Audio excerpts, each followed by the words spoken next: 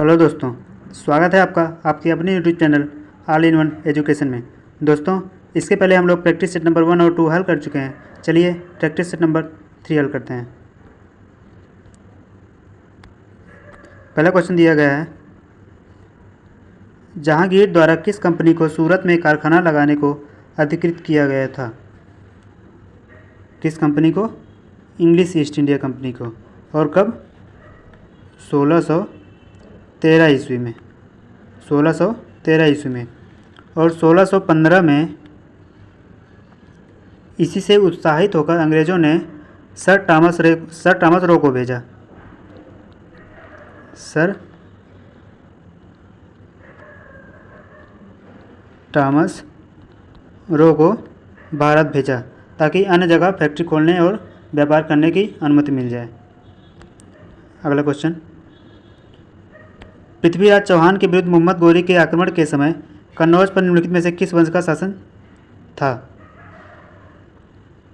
ये पृथ्वीराज और चौहान और मोहम्मद गोरी के आक्रमण यानी कौन से आक्रमण की बात कर रहा है? ये तराइन के युद्ध के बारे में।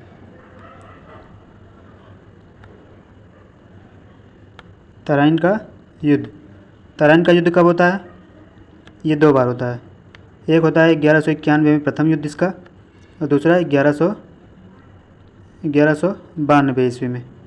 1191 ईस्वी में गोरी पराजित हो जाते हैं, गोरी हार जाते हैं, और 1192 ईस्वी में गोरी विजय हो जाते हैं। ये उसी समय की बात कर रहे हैं। उस समय कन्नौज पर गढ़वाल वंश का शासन चल रहा था। किसका दोस्तों? ऑप्शन नंबर डी, गढ़वाल वंश का। और शासक कौन था? जयचंद्र।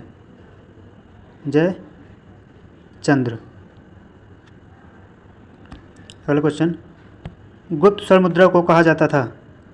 गुप्त स्वर्ण मुद्रा को दीनार कहा जाता था। ऑप्शन नंबर बी इसका सही जवाब हो जाएगा। नेक्स्ट क्वेश्चन, जैन धर्म में संलेखना से क्या तात्पर्य है? संलेखना मतलब होता है उपवास द्वारा प्राण त्याग देना। उपवास द्वारा प्राण त्याग देना, यानी इसका सही आंसर क्या हो जाएगा? ऑप्शन नंबर बी, उपवास द्वारा प्राण त्याग देना। यह किस समय की बात कर रहा है?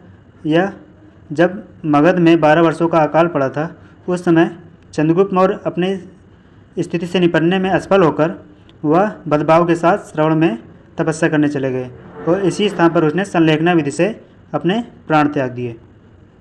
चलते हैं अगले क्वेश्चन की तरफ। क्वेश्चन नंबर 5, भारतीय पुरातत्व का जनक किसे कहा जाता है? दोस्तों, भारतीय पुरातत्व का जनक अलेक्जेंडर कनिंघम, यानी कि ऑप्शन नंबर ए इसका सही जवाब हो जाएगा। अगला क्वेश्चन, 1833 के चार्टर एक्ट के कुछ प्रावधान थे। नीचे दिए गए कूट के आधार पर सही उत्तर चुनिए। दोस्तों, इसका सही उत्तर बताना है आपको। इसने कंपनी के व्यापारिक एकाधिकार को समाप्त कर दिया। ये तो बिल्कुल सही था। इसने गवर्नर जनरल की परिषद में एक विधि सदस्य सम्मिलित किया। ये भी दोस्तों सही था। इसने प्रेसिडेंसियों के कानून बनाने के अधिकार को वापस ले लिया। ये भी सही था। और फोर्थ वाला है, इसने फोर्ट विलियम के गवर्नर जनरल का नाम बदलकर भारत का गवर्नर जनरल कर दिया। दोस्तों, ये भी सही है। इसका मतलब ये चारों सही है, अर्थात उपर्युक्त डी, उपर्युक्त सभी सत्य हैं। ऑप्शन नंबर डी इसका सही जवाब हो जाएगा। अगला क्वेश्चन,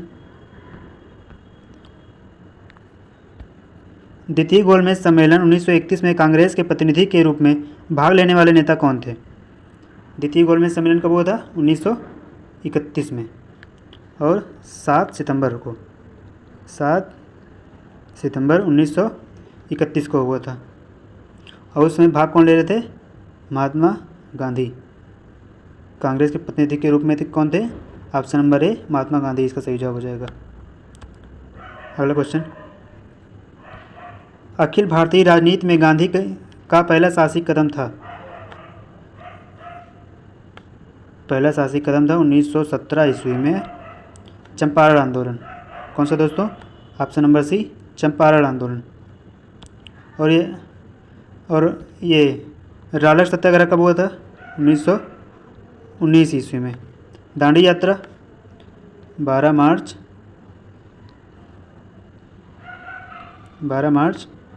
19 1930 में। और ये असहयोग आंदोलन कब चला दोस्तों? 1920 ईस्वी में। अगला क्वेश्चन, बंगाल का विभाजन करने वाला गवर्नर जनरल कौन था?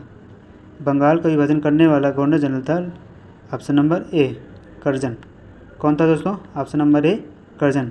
और कब हुआ था विभाजन? 16 अक्टूबर 1905 ईस्वी को। और घोषणा कब हुआ करने के लिए इसे? 20 जुलाई 1905 ईस्वी में। दोस्तों इसका सही जवाब क्या हो जाएगा? Option number A Curzon. Next question,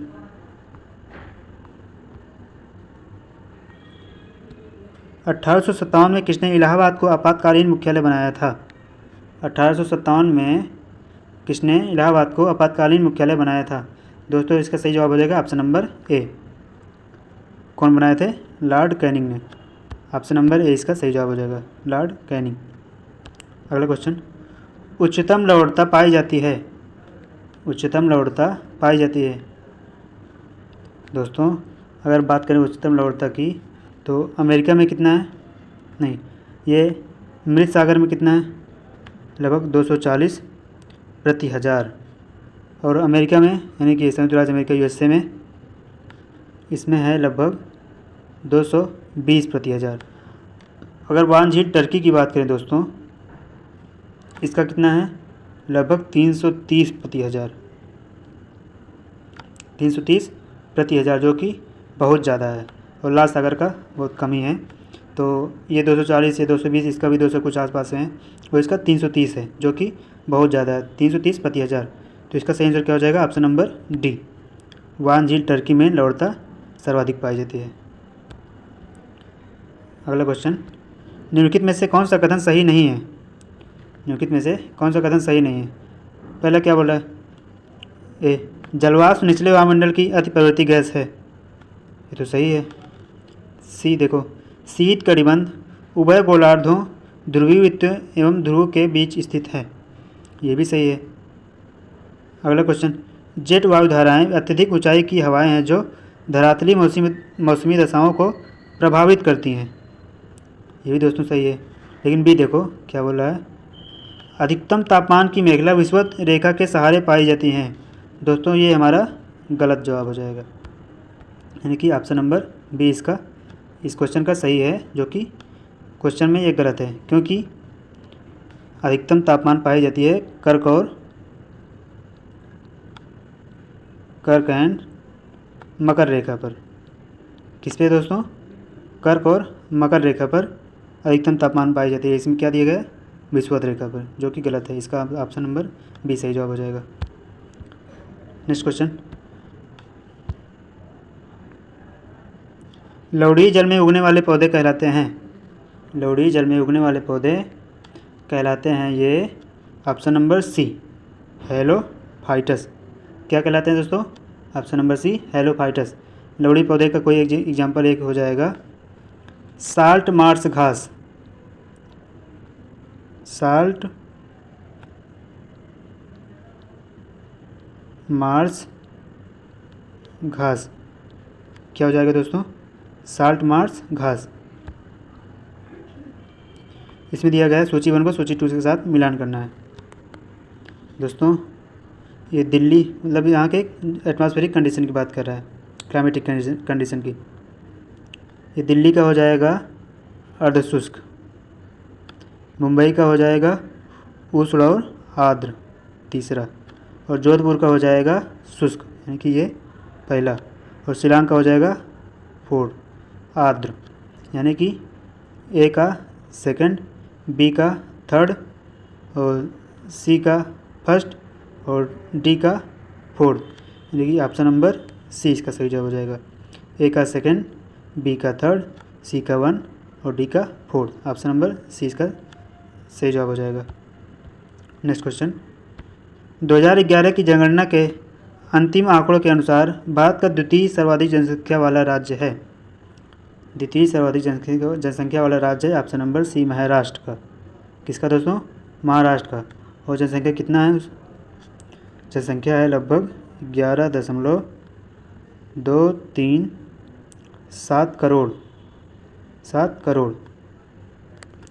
और पहले पर कौन है? पहले पर हमारा यूपी। पहले पर कौन है दोस्तों? यूपी। और इसकी जनसंख्या कितनी थी? लगभग 19.981 करोड़। कितना है दोस्तों? 19.981 करोड़।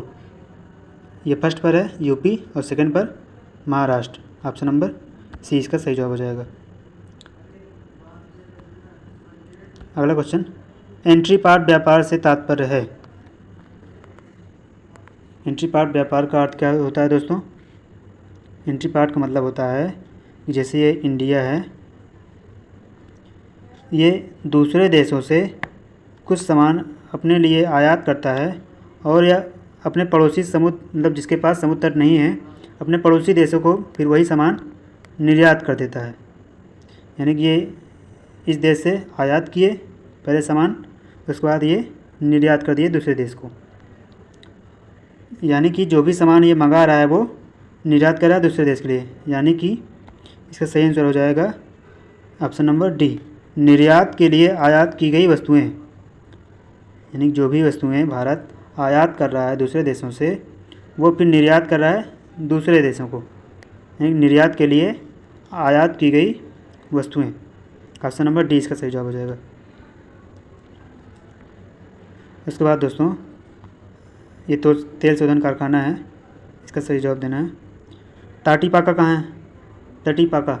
टाटीपाका है आंध्र प्रदेश में। कहाँ है दोस्तों? आंध्र प्रदेश में। कोयली कहाँ है? कोयली तेल शोधन कारखाना, ये है दोस्तों गुजरात में। कहाँ है दोस्तों? गुजरात में। और नागापट्टिनम कहाँ है दोस्तों? नागापट्टिनम है तमिलनाडु में। और नुमालीगढ़ कहाँ है दोस्तों? असम में। यानी कि ए का थर्ड, बी का हो जाएगा दोस्तों पहला, और सी का क्या हो जाएगा दोस्तों? सी का हो जाएगा सेकंड, और डी का हो जाएगा दोस्तों 4। यानी कि 3124, 3124। ये दोस्तों इसका सही जवाब हो जाएगा ऑप्शन नंबर बी। ये पहले का 3, बी का 1, सी का 2 और डी का 4, 3124। ऑप्शन नंबर बी इसका सही जवाब हो जाएगा। चलते हैं अगले क्वेश्चन की तरफ। क्वेश्चन नंबर 18, निम्नलिखित में से किस समिति ने भारत में कृषि जोत कर का सुझाव दिया था? निम्नलिखित में से किस समिति ने भारत में कृषि जोत कर का सुझाव दिया था? दोस्तों बस दिया था राज्य समिति ने। कौन सी समिति ने? राज्य समिति ने। और कब दिए थे? 1972 ईस्वी में। किसके अध्यक्षता में? Doctor K. N..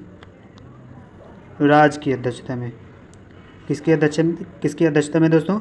Doctor K. N.. राज की अध्यक्षता में। अगला क्वेश्चन, बैंक दर का आशय है। बैंक दर का क्या आशय है? बैंक दर का आशय होता है दोस्तों ऑप्शन नंबर डी, केंद्रीय बैंक द्वारा ली जाने वाली आधिकारिक ब्याज दर। ऑप्शन नंबर डी इसका सही जवाब हो जाएगा।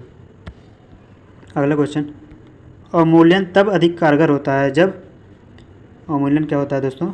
अवमूल्यन होता है कि जैसे अपना वैल्यू दूसरे देश की, मतलब दूसरे देश की कंट्री की जो भी वैल्यू होती है, जैसे डॉलर होता है, तो डॉलर की तुलना में अपनी वैल्यू गिरा देते हैं, जानबूझकर गिरा देते हैं। इससे जो है हमारा निर्यात बढ़ जाता है, क्योंकि गिराने वैल्यू, अपना पैसे की, मुद्रा की वैल्यू कम करने से बाहर वाले डिमांड ज़्यादा करेंगे, और डिमांड करेंगे तो हमारा एक्सपोर्ट ज़्यादा बढ़ेगा।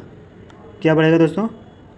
ये हमारे इंडिया से दूसरे देशों के लिए एक्सपोर्ट ज़्यादा बढ़ेगा, यानी निर्यात बढ़ेगा। तो इसका सही आंसर हो जाएगा ऑप्शन नंबर ए, विदेशों में निर्यात मांग की लोच अधिक हो। क्या हो जाएगा दोस्तों? विदेशों में निर्यात मांग की लोच अधिक हो। अगला क्वेश्चन, वह न्यूनतम जनसंख्या कितनी है जिसके नीचे 73वें संशोधन अधिनियम के उपबंध के अनुसार मध्यवर्ती स्तर पर पंचायतें गठित नहीं की जा सकती? दोस्तों ये 73वां संशोधन कब हुआ था? 1992 ईस्वी में। कब हुआ था दोस्तों? 1992 ईस्वी में। और इसमें यह है कि इसमें अगर 20 लाख से कम जनसंख्या अगर पाई जाती है तो मध्यवर्ती स्तर पर पंचायतें गठित नहीं की जा सकती हैं। यानी कि इसका सही आंसर हो जाएगा ऑप्शन नंबर बी, 20 लाख। अगला क्वेश्चन, निम्न में से किस विषय पर राष्ट्रपति के लिए मंत्रिपरिषद से सलाह लेना आवश्यक नहीं है? ऐसा कौन सा विषय है जिस पर सलाह लेने के लिए मंत्रिपरिषद से लेना राष्ट्रपति के लिए आवश्यक नहीं है? किस चीज़ पर निर्णय लेने के लिए? दोस्तों इसका सही जवाब हो जाएगा ऑप्शन नंबर बी, किसी भी विधेयकों पर स्वीकृति देना। क्या हो जाएगा दोस्तों? ऑप्शन नंबर बी इसका सही जवाब हो जाएगा। अगला क्वेश्चन,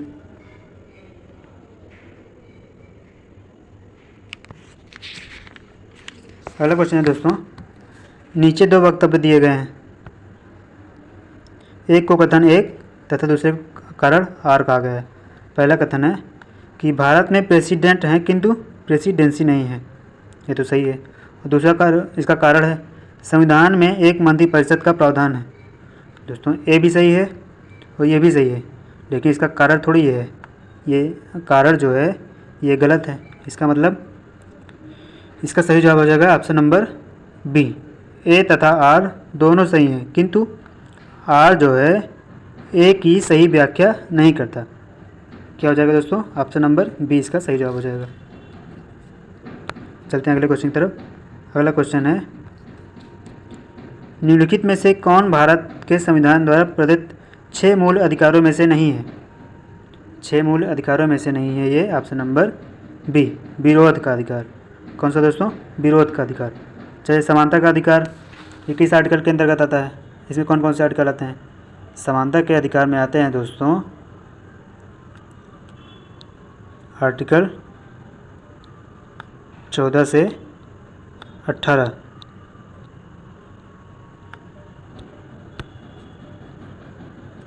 आर्टिकल 14 to 18। और ये शोषण का अधिकार किस में आएगा?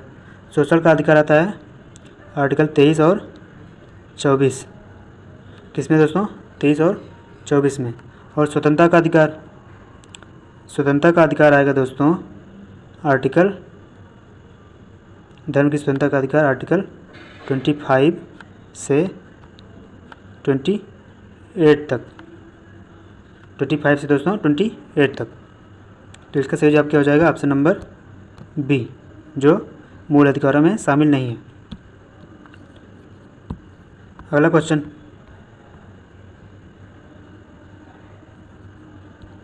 हम न्यायिक पुनर्विलोकन की व्यवस्था देखते हैं। दोस्तों इसका सही जवाब हो जाएगा ऑप्शन नंबर डी। कहाँ देखते हैं? भारत और यूएसए दोनों में। कहाँ दोस्तों? भारत और यूएसए दोनों में। न्यायिक पुनर्विलोकन से संबंधित कुछ आर्टिकल हैं। कौन कौन से आर्टिकल हैं? आर्टिकल नंबर 13, 32, 136, 226 और एक है दोस्तों 227। इससे संबंधित आर्टिकल हैं दोस्तों 13, 32, 136, 226 और एक 227। तो इसका सही जवाब हो जाएगा ऑप्शन नंबर डी, भारत और यूएसए दोनों में। अगला क्वेश्चन,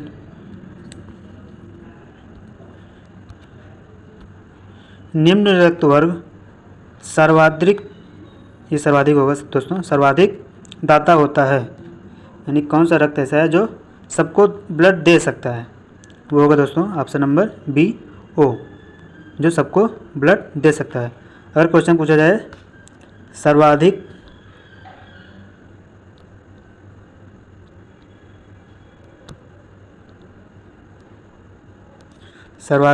ग्राह्य, अगर क्वेश्चन पूछ ले सर्वाधिक ग्राह्य में कौन सा ब्लड आता है, ये हो जाएगा दोस्तों ए बी। क्या हो जाएगा दोस्तों? A B. अगर क्वेश्चन पूछा जाए सर्वाधिक ग्राह्य तो ए बी लगाना है, अगर सर्वाधिक दाता तो ओ लगाना है। अगला क्वेश्चन, डीएनए की द्विकुंडली संरचना किसके द्वारा दी गई थी? डीएनए की द्विकुंडली संरचना किसके द्वारा दी गई थी? ये दिया गया था ऑप्शन नंबर बी, वाटसन एवं क्रिक द्वारा। और कब दिया गया था? ये दिया गया था 1953 ईस्वी में। कब दोस्तों? 1953 ईस्वी में। अगला क्वेश्चन, स्वर्णकारों द्वारा प्रयोग में आने वाला एक्वा रेजिया निम्नलिखित में से किसको मिलाकर बनाया जाता है? एक्वा रेजिया बनाया जाता है HNO3,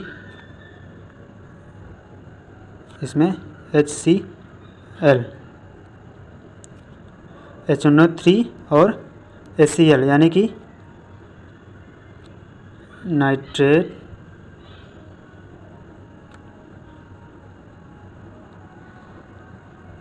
नाइट्रिक अम्ल और ये HCl क्या है दोस्तों? हाइड्रोक्लोरिक अम्ल। कौन सा दोस्तों? हाइड्रोक्लोरिक अम्ल, यानी कि नाइट्रिक अम्ल और हाइड्रोक्लोरिक अम्ल को मिलाकर बनाते हैं। यानी इसका सही उत्तर क्या हो जाएगा? ऑप्शन नंबर बी, नाइट्रिक अम्ल तथा हाइड्रोक्लोरिक अम्ल। अच्छा, ये किस रेशियो में होता है? 3:1 में। किस रेशियो में रहता है? 3:1 में। और दोस्तों इसी को अम्लराज बोला जाता है। क्या दोस्तों?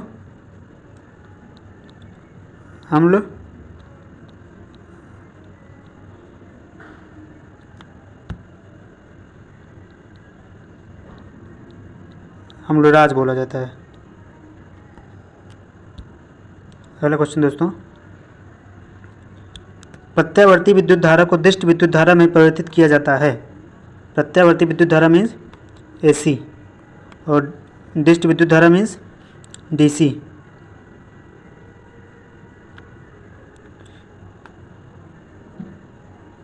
ये कन्वर्ट किसके द्वारा होता है? ये रेक्टिफायर द्वारा। किसके द्वारा दोस्तों? रेक्टिफायर द्वारा। ऑप्शन नंबर डी इसका सही जवाब हो जाएगा। कौन सा दोस्तों? ऑप्शन नंबर डी, रेक्टिफायर द्वारा ये प्रत्यावर्ती विद्युत धारा दिष्ट विद्युत धारा में परिवर्तित किया जाता है। अगला क्वेश्चन, पायरी हेलियोमीटर का प्रयोग निम्न में से किसे नापने के लिए किया जाता है? पायरी हेलियोमीटर का प्रयोग किसे नापने के लिए किया जाता है? इसका सही आंसर हो जाएगा option number B, solar radiation को नापने के लिए पायरी हेलियोमीटर का प्रयोग करते हैं। दोस्तों अगर आपको ये वीडियो अच्छा लगा हो तो प्लीज़ चैनल को लाइक, सब्सक्राइब, कमेंट और शेयर ज़रूर कर दीजिए। और हाँ, इसका सेकंड पार्ट भी आएगा। बाकी सारे क्वेश्चन सेकंड पार्ट में करवाऊँगा। धन्यवाद दोस्तों।